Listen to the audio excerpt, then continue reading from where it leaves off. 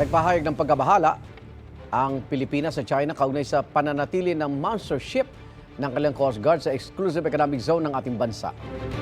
Ayon sa Department of Foreign Affairs, kasama ang monster ship sa mga binigyan diin nila sa Bilateral Consultation Mechanism o BCM sa Xiamen, China. Giit ng DFA, malinaw at walang pagbabago sa posisyon ng Pilipinas. Una na naghain ng diplomatic protest ang DFA dahil sa pananatili ng monster ship at iba pang mga barko ng China sa loob ng exclusive economic zone ng Pilipinas. Ayon sa Philippine Coast Guard, patuloy na binabantayan ng BRP Gabriela Silang ang monster ship para mapanatiling 70 nautical miles ang distansya nito sa Zambales coastline. Sabi naman ng Chinese Foreign Ministry, naghain din sila ng protesta dahil sa panghimasok at panguudyok umano ng Pilipinas. Sang-ayon daw sila sa dialogo at konsultasyon sa BCM.